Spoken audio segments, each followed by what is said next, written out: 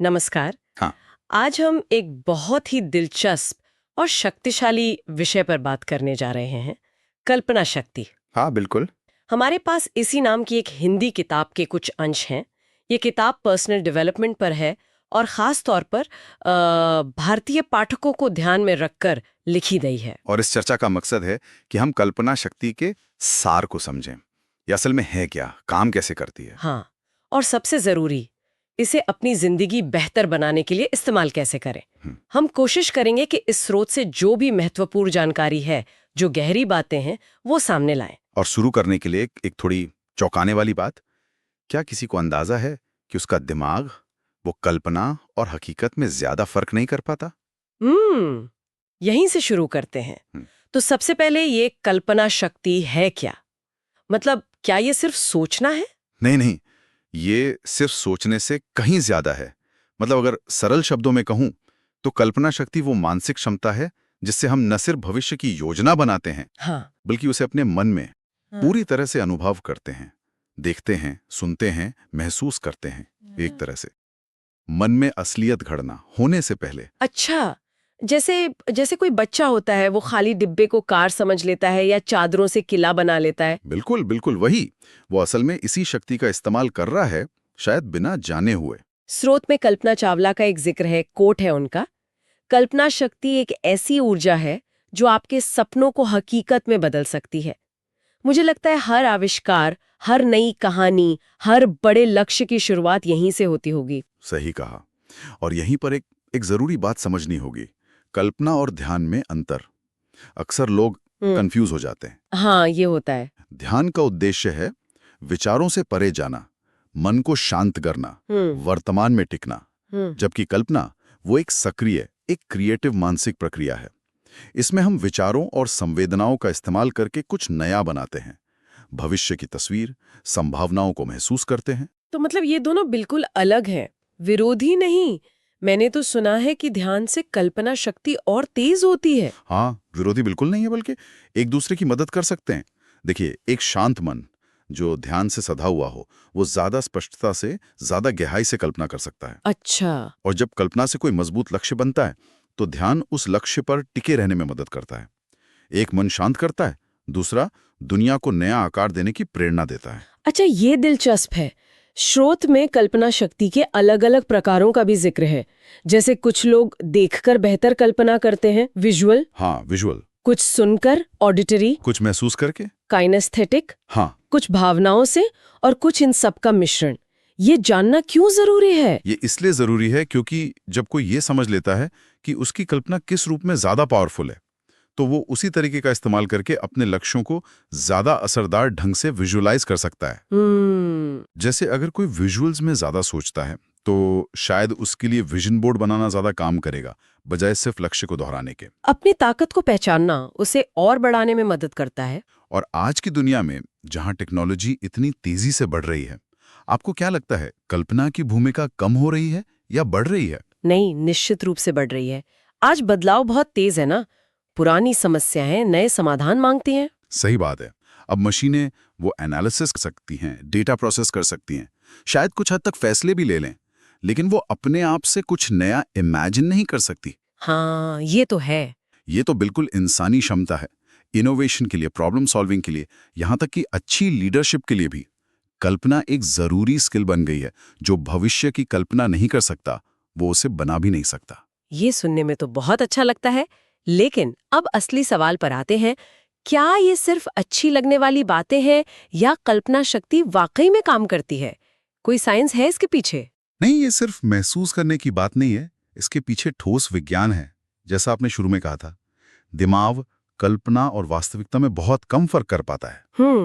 जब हम किसी चीज की बहुत गहराई से और स्पष्ट रूप से कल्पना करते हैं, तो हमारे दिमाग के वही हिस्से एक्टिवेट हो जाते हैं जो उस चीज को असल में करते समय होते हैं। यानी दिमाग को एक तरह से धोखा दिया जा सकता है? एक तरह से कह सकते हैं, हाँ। लेकिन ये धोखा, मतलब एक पॉजिटिव धोखा? बिल्कुल बिल्कुल, एक पॉजिटिव धोखा। इसके मूल में है न्यूरोप्लास्टिसिटी। न्यूरोप्लास्टिसिटी। हाँ, दिमाग की वो कमाल की क्षमता खुद को बदलने की, अनुभवों के आधार पर नए रास्ते, नए न्यूरल पाथवे बनाने की। अच्छा। जब हम लगातार किसी खास अनुभव या लक्ष्य की कल्पना करते हैं तो दिमाग उस अनुभव के लिए सचमुच में नए कनेक्शंस बनाने लगता है और ये कनेक्शन फिर हमारे व्यवहार को, हमारी क्षमताओं को, हमारी प्रतिक्रियाओं को प्रभावित करते हैं। इसे शायद मानसिक पूर्वाभ्यास या मेंटल रिहर्सल भी कहते हैं। हाँ, बिल्कुल वही है। ये एक तरह का मानसिक अभ्यास है, जैसे कोई एथलीट मैच से पहले अपनी जीत की कल्पना करता है या कोई म्यूजिशियन परफॉर्मेंस से पहले मन में पूरा पीस बजाता है। न्यूरोसाइंस बताता है कि जब आप सिर्फ कल्पना करते हैं, मान लीजिए दौड़ने की, हाँ, तो आपके दिमाग का मोटर कॉर्टेक्स जो फिजिकल एक्टिविटी को कंट्रोल करता है वो एक्टिवेट हो जाता है। दिमाग इसे असली अभ्यास की तरह ही रजिस्टर करता है। ये बात तो वाकई चौंकाने वाली है। मतलब सिर्फ सोचने भर से दिमाग शारीरिक स्तर पर रिएक्ट कर रहा है। हाँ, इसका कोई ठोस सबूत, कोई स्टडी वगैरह? सबसे मजबूत सबूत मिलता है स्ट्रोक के मरीजों पर हुई स्टडीज से। स्रोत में भी इसका जिक्र है। अच्छा। जिन मरीजों का कोई अंग, मान लीजिए हाथ, स्ट्रोक की वजह से काम करना बंद कर देता है, उन्हें जब नियमित रूप से ये कल्पना करने को कहा गया है कि वे अपना हाथ हिला रहे हैं, उसे इस्तेमाल कर रहे हैं, तो उनके दिमाग के उन हिस्सों में एक्टिविटी बढ़ने लगी जो उस हाथ को कंट्रोल करते थे। ये अविश्वसनीय है। कमाल है, सिर्फ कल्पना ने दिमाग में फिजिकल रिपेयर और रीवायरिंग की प्रक्रिया को तेज कर दिया। जिन मरीजों ने फिजिकल थेरेपी के साथ ये मानसिक अभ्यास किया, उनका सुधार सिर्फ थेरेपी करने वालों से ज्यादा तेज और बेहतर था। वाह! ये दिखाता है कि कल्पना सिर्फ मानसिक नहीं, शारीरिक बदलाव भी ला सकती है। ये तो दिमाग और शरीर के कनेक्शन का एक अद्भुत उदाहरण है। स्रोत में RAS का भी जिक्र है, रेटिकुलर एक्टिवेटिंग सिस्टम। ये क्या चीज है और कल्पना से इसका क्या कनेक्शन है? RAS ये हमारे दिमाग का एक तरह का गेट कीपर है, या फिल्टर कह लीजिए। फिल्टर? हाँ, हर पल हमारे आसपास लाखों सूचनाएं होती हैं, आवाजें, दृश्य, गंध, है ना? हाँ, बिल्कुल। दिमाग इन सब को प्रोसेस नहीं कर सकता, वरना वो ओवरलोड हो जाएगा। RAS ये तय करता है कि कौन सी सूचना हमारे लिए महत्वपूर्ण है और हमारे चेतन मन तक पहुंचनी चाहिए, बाकी को फिल्टर कर देता है। जैसे अगर हम कोई लाल रंग की कार खरीदने की सोच रहे हो, तो अचानक हमें सड़क पर हर तरफ लाल कारें ही दिखने लगती हैं। बिल्कुल सही उदाहरण, एकदम परफेक्ट। ऐसा नहीं है कि अचानक लाल कारें बढ़ गईं, हाँ, बल्कि आपका RAS अब उस जानकारी को इम्पोर्टेंट मानकर आपके ध्यान में ला रहा है। अच्छा। अब सोचिए, जब आप अपने किसी लक्ष्य या सपने की लगातार और स्पष्ट कल्पना करते हैं, तो आप अपने RAS को ट्रेन कर रहे हैं कि वो उस लक्ष्य से जुड़ी हर जानकारी, हर अवसर, हर व्यक्ति को पहचाने और आपके सामने लाएं। ये दिमाग के ऑटो पायलट को अपने लक्ष्य के लिए सेट करने जैसा है। कल्पना आपके दिमाग के फिल्टर को हैक करके उसे वो दिखाने पर मजबूर करती है जो आपके लक्ष्य के लिए जरूरी है। लेकिन दिमाग का एक और काम है हमें सुरक्षित रखना। वो हमें खतरों से बचाता है। क्या कल्पना यहाँ रुकावट नहीं डालती? खासकर जब हम कुछ बड़ा या नया करने की सोचते हैं, डर लगता है। ये बहुत बहुत महत्वपूर्ण सवाल है। दिमाग की पहली प्राथमिकता हमेशा सुरक्षा होती है, हमेशा। हाँ। इसलिए जब हम किसी बड़ी चुनौती या लक्ष्य की कल्पना करते हैं, तो दिमाग अक्सर क्या होगा अगर वाले नेगेटिव सीन भी दिखाता है। हाँ, ये तो होता है। अगर कल्पना के साथ डर या चिंता जुड़ जाए, तो दिमाग हमें उस लक्ष्य से दूर रखने की कोशिश करेगा, क्योंकि वो उसे खतरा मानेगा। तो इसका हल क्या है? डर को कैसे हटाए? हल है कल्पना को पॉजिटिव भावनाओं और गहरी रुचि से जोड़ना। अच्छा। जब हम लक्ष्य की कल्पना करते हुए उत्साह, खुशी, संतुष्टि या आत्मविश्वास महसूस करते हैं, तो दिमाग डर के बजाय इनाम वाले सर्किट को, रिवॉर्ड सर्किट को एक्टिवेट करता है। सकारात्मक कल्पना डोपामाइन और सेरोटोनिन जैसे फील गुड न्यूरोट्रांसमीटर्स रिलीज करती हैं। इससे दिमाग को सिग्नल मिलता है कि ये दिशा सुरक्षित है, फायदेमंद है। अच्छा। इसलिए सिर्फ लक्ष्य की तस्वीर देखना काफी नहीं है, उसे हासिल करने की खुशी को महसूस करना जरूरी है। इंटरेस्ट और पॉजिटिव इमोशन डर पर काबू पाने का दिमागी तरीका है। अच्छा, तो अब हमने ये समझा कि ये दिमाग के लेवल पर कैसे काम करती है। अब बात करते हैं इसके ठोस फायदों की। स्रोत में सबसे पहले तनाव कम करने का जिक्र है। ये कैसे होता है? जब हम किसी शांत और सुखद जगह या अनुभव की कल्पना करते हैं, जैसे मान लीजिए किसी शांत झील के किनारे बैठे हैं या अपनी कोई पुरानी खुशी की याद, तो दिमाग उसे लगभग असलियत की तरह लेता है।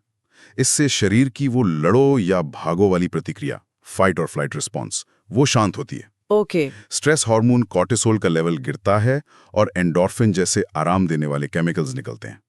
ये सिर्फ मानसिक शांति नहीं है, ये फिजिकली भी तनाव कम करता है। यानी ये तनावपूर्ण स्थितियों से निपटने का एक तरीका भी हो सकता है। निश्चित रूप से। अगर आप किसी आने वाली मुश्किल स्थिति जैसे कोई जरूरी मीटिंग या एग्जाम उसकी पहले से कल्पना करते हैं और खुद को उसमें शांत और कॉन्फिडेंट महसूस करते हैं, हाँ, तो जब वो स्थिति असल में आती है आपका दिमाग उसे कम खतरनाक मानता है। आपने उसे पहले ही जी लिया है एक तरह से। इससे आपकी प्रतिक्रिया ज्यादा संतुलित होती है। और आत्मविश्वास बढ़ाने में ये कैसे मदद करती है? ये तो अक्सर लगता है कि बाहरी चीजों पर निर्भर है। आत्मविश्वास अंदर से आता है और हमारी अपनी कहानी जो हम खुद को सुनाते हैं वो इसे बनाती या बिगाड़ती है। कल्पना हमें अपनी इस अंदरूनी कहानी को फिर से लिखने का टूल देती है। जब हम बार बार खुद को सफल, सक्षम और आत्मविश्वासी होने की कल्पना करते हैं और साथ में पॉजिटिव बातें दोहराते हैं, जैसे मैं ये कर सकती हूँ, हाँ, तो दिमाग धीरे धीरे इस नई छवि को स्वीकार करने लगता है। ये सिर्फ खुद को दिलासा देना नहीं है, ये न्यूरोप्लास्टिसिटी के जरिए दिमाग को रीप्रोग्राम करना है। इसके अलावा स्रोत में क्लैरिटी और डायरेक्शन पाने का भी जिक्र है। आजकल इतनी जानकारी और विकल्प हैं कि अक्सर समझ नहीं आता क्या करें। हाँ, कल्पना यहाँ एक मानसिक कंपास की तरह काम करती है। जब आप साफ साफ कल्पना करते हैं कि आप जीवन में क्या चाहते हैं, आपकी प्राथमिकताएं क्या हैं, तो ये आपको रोजमर्रा के छोटे बड़े फैसले लेने में मदद करता है। अच्छा, ये आपको बताता है कि किस अवसर को हाँ कहना है, किसे ना। जिनकी कल्पना स्पष्ट होती है उनके लक्ष्य और रास्ते भी ज्यादा साफ होते हैं। स्रोत में कुछ और भी फायदे गिनाए गए हैं, जैसे नई क्षमताएं विकसित करना या प्रेरणा बढ़ाना। ये कैसे होता है? नई क्षमताओं के मामले में जैसा हमने मेंटल रिहर्सल में देखा, कल्पना दिमाग में उस स्किल के लिए न्यूरल रास्ते पहले से बनाना शुरू कर देती है। ये सिर्फ फिजिकल स्किल्स जैसे कोई इंस्ट्रूमेंट बजाना उसके लिए ही नहीं, बल्कि इमोशनल स्किल्स जैसे धैर्य या सहानुभूति विकसित करना उसके लिए भी काम करता है। अच्छा, और प्रेरणा के लिए जब हम लक्ष्य को हासिल करने के बाद की खुशी और संतुष्टि की कल्पना करते हैं, इसे फ्यूचर पेसिंग कहते हैं। Future pacing. हाँ, तो ये दिमाग में डोपामाइन छोड़ता है जो हमें उस लक्ष्य की ओर बढ़ने के लिए मोटिवेट करता है। ये हमें याद दिलाता है कि मेहनत का फल कितना मीठा होगा। रचनात्मक सोच और प्रदर्शन सुधार, ये भी फायदे। हाँ बिल्कुल। कल्पना हमें बंधे बंधाए ढर्रे से बाहर सोचने में मदद करती है। ये हमें पूछने देती है कि क्या हो अगर। यही तो क्रिएटिविटी की जड़ है। और परफॉर्मेंस के मामले में, चाहे वो खेल हो, स्टेज पर बोलना हो या कोई परीक्षा, मानसिक अभ्यास चिंता कम करता है, फोकस बढ़ाता है और दिमाग को उस स्थिति का अनुभव देता है जिससे असल प्रदर्शन ज्यादा सहज और प्रभावी होता है। चलिए अब कुछ ऐसी तकनीकों पर बात करते हैं जिनका जिक्र स्रोत में। सबसे पहले मानसिक पूर्वाभ्यास। हाँ, मेंटल रिहर्सल। ये किसी भी महत्वपूर्ण घटना से पहले उसे मन में पूरी तरह से जीने की तकनीक है। जैसे मान लीजिए कोई इंटरव्यू है, तो आप कल्पना करें आप कैसे कमरे में जा रही हैं, कैसे आत्मविश्वास से बैठ रही हैं, सवालों के जवाब दे रही हैं, हाथ मिला रही हैं। हर डिटेल को महसूस करें। ओके। इससे दिमाग के लिए वो स्थिति जानी पहचानी हो जाती है और घबराहट कम होती है। विजन बोर्ड और नोट कार्ड के बारे में भी बताया गया है। ये कैसे काम करते हैं? विजन बोर्ड आपके लक्ष्यों और सपनों का एक विजुअल नक्शा है। तस्वीरों, शब्दों का एक कोलाज। चूंकि दिमाग चित्रों को शब्दों से ज्यादा तेजी से प्रोसेस करता है, विजन बोर्ड को रोज देखने से ही आपके अवचेतन मन और आरएएस को लगातार याद दिलाता है कि आपका लक्ष्य क्या है। अच्छा। नोट कार्ड भी इसी तरह काम करता है। एक छोटे कार्ड पर अपने मुख्य लक्ष्य को लिखें, वर्तमान काल में, पॉजिटिव भाषा में और भावना के साथ, जैसे मैं स्वस्थ और ऊर्जावान हूं। ठीक है। इसे रोज सुबह शाम कुछ मिनट देखकर महसूस करने से ये दिमाग की प्राथमिकता बन जाता है। एक और दिलचस्प तकनीक है सुखद स्थान की कल्पना, प्लेजेंट प्लेस इमेजरी। हाँ, ये तनाव या चिंता को तुरंत कम करने का एक बेहतरीन तरीका है। आप अपनी कल्पना में एक ऐसी जगह बनाते हैं जो आपके लिए पूरी तरह शांत, सुरक्षित और आनंददायक हो। कोई बगीचा, समुद्र तट, पहाड़, कुछ भी। वहां की हर बारीकी पर ध्यान दें। रंग, आवाजें, हवा का स्पर्श, खुशबू। कुछ मिनट इस जगह में मानसिक रूप से रहने से ही शरीर और मन शांत होने लगते हैं। और एक है ट्रिगर चित्रण तकनीक। ये सुनने में थोड़ा जटिल लगता है। ये थोड़ी एडवांस है, लेकिन बहुत शक्तिशाली है। इसमें आप एक खास पॉजिटिव भावना या स्थिति, जैसे आत्मविश्वास या शांति, उससे जुड़ी एक स्पष्ट छवि की बार बार कल्पना करते हैं। ओके। साथ ही आप उसे किसी शारीरिक क्रिया, जैसे उंगलियों को एक खास तरह से छूना या एक खास तरह से सांस लेना, उससे जोड़ते हैं। अच्छा। लगातार अभ्यास से दिमाग उस शारीरिक क्रिया, ट्रिगर को उस मानसिक स्थिति से जोड़ लेता है। फिर जब भी आपको उस भावना की जरूरत हो, आप सिर्फ उस ट्रिगर का इस्तेमाल करके तुरंत उस स्थिति को महसूस कर सकते हैं। ये एक तरह का मानसिक स्विच बन जाता है। ये सब सुनने में बहुत शक्तिशाली लगता है, पर यकीनन इसे करने में कुछ रुकावटें भी आती होंगी। लोग क्यों नहीं कर पाते? हाँ, बिल्कुल आती हैं। स्रोत में कुछ आम बाधाओं का जिक्र है। पहली है अस्पष्ट लक्ष्य। अगर पता ही नहीं कि जाना कहाँ है, तो कल्पना कहाँ ले जाएगी? सही बात है। दूसरी बड़ी बाधा है निराशावाद और डर। ये मुझसे नहीं होगा, किस्मत खराब है, लोग क्या कहेंगे, ऐसी सोच कल्पना के पंख काट देती है। तीसरी है प्रेरणा की कमी या उसे लगातार बनाए ना रख पाना। चौथी अभ्यास और सही गाइडेंस की कमी। और शायद सबसे बड़ी बाधा है निष्क्रियता और आलस्य, सिर्फ सोचना और करना कुछ नहीं। हाँ, ये तो है। साथ ही संकल्प या विल पावर की कमी भी रास्ते में आती है। तो इन बाधाओं से निपटने और कल्पना शक्ति को मजबूत करने के लिए क्या आदतें अपनाई जा सकती हैं? स्रोत क्या कहता है? स्रोत कुछ बहुत ही प्रैक्टिकल आदतें सुझाता है। पहली, वर्तमान में रहना सीखें, प्रेजेंट मोमेंट में। जब मन अतीत के पछतावे या भविष्य की चिंता में नहीं उलझा होता, तो उसकी सारी ऊर्जा कल्पना और लक्ष्य पर फोकस हो सकती है। दूसरी, सकारात्मक नतीजों की उम्मीद रखें। Positive expectation. हाँ, ये सिर्फ आशावाद नहीं है, ये दिमाग को सफलता के लिए तैयार करना है। जब हम मानते हैं कि अच्छा होगा, तो हमारे काम भी उसी दिशा में होते हैं।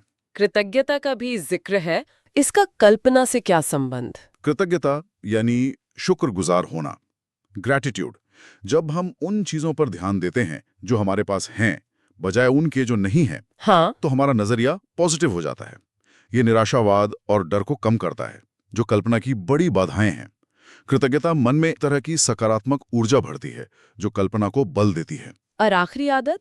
आखिरी और सबसे महत्वपूर्ण आदत है सक्रिय और उद्देश्यपूर्ण कार्य करना, एक्शन लेना। कल्पना करना पहला कदम है, लेकिन उसे हकीकत बनाने के लिए छोटे छोटे लगातार कदम उठाना जरूरी है। एक्शन ही कल्पना और वास्तविकता के बीच का पुल है।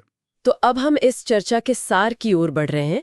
कल्पना को सपनों को साकार करने से कैसे जोड़ा जाए? स्रोत इस बात पर बहुत जोर देता है कि कल्पना को हकीकत में बदलने के लिए सबसे पहले लक्ष्य एकदम साफ होना चाहिए, क्रिस्टल क्लियर। हाँ, यहाँ स्मार्ट लक्ष्यों का जिक्र आता है, यानी लक्ष्य स्पेसिफिक हो, मेजरेबल हो, अचीवेबल, रेलेवेंट और टाइम बाउंड हो।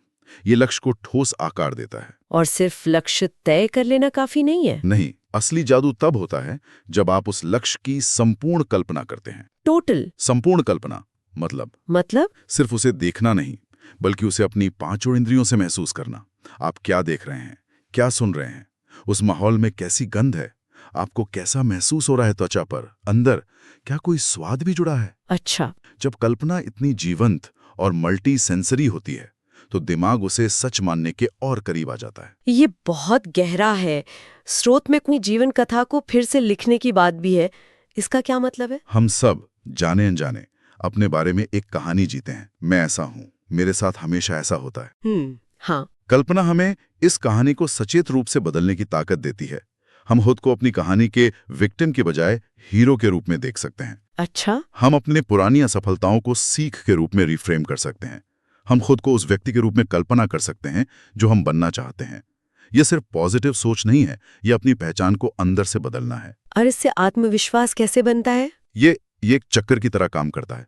जब आप खुद को सफल और सक्षम कल्पना करते हैं, तो आप वैसा महसूस करने लगते हैं, विश्वास। जब आप वैसा महसूस करते हैं, तो आप वैसे ही कार्य करते हैं, क्रिया। और जब आप वैसे कार्य करते हैं, तो आपको बेहतर परिणाम मिलते हैं, जो आपके विश्वास को और पुख्ता करते हैं। ये कल्पना, विश्वास, क्रिया का एक पॉजिटिव साइकिल है। लेकिन इसमें समय और मेहनत तो लगती होगी। ये कोई जादू की छड़ी तो नहीं है? बिल्कुल नहीं, बिल्कुल नहीं। स्रोत साफ तौर पर अभ्यास, धैर्य और बदलाव को अपनाने पर जोर देता है। कल्पना एक मांसपेशी की तरह है, जिसे नियमित अभ्यास से मजबूत बनाना पड़ता है। धैर्य रखना जरूरी है, क्योंकि परिणाम रातों रात नहीं मिलते। दिमाग को नए रास्ते बनाने में समय लगता है। सही बात है। और लचीलापन भी चाहिए, फ्लेक्सिबिलिटी, क्योंकि जीवन हमेशा हमारी योजना के अनुसार नहीं चलता। हमें अपनी कल्पनाओं को जरूरत के हिसाब से ढालना भी सीखना होगा। तो अगर हमें इस पूरी बातचीत का निचोड़ निकालना हो, तो वो क्या होगा? निचोड़ ये है कि कल्पना शक्ति सिर्फ दिन में सपने देखना या ख्याली पुलाव पकाना नहीं है। ये एक सक्रिय मानसिक और भावनात्मक शक्ति है, जिसके पीछे विज्ञान है। ये हमारे दिमाग को, हमारी भावनाओं को और आखिरकार हमारी बाहरी वास्तविकता को आकार देने की क्षमता रखती है।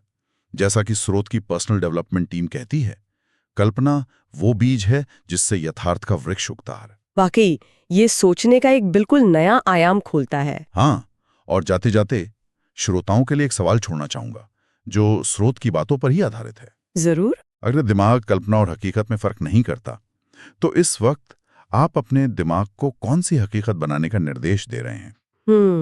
इस पर सोचना शायद इस चर्चा से भी आगे ले जाए। कल्पना कीजिए, विश्वास कीजिए और उसे सच करने के लिए कदम उठाइए। भविष्य आपकी कल्पना में इंतजार कर रहा है।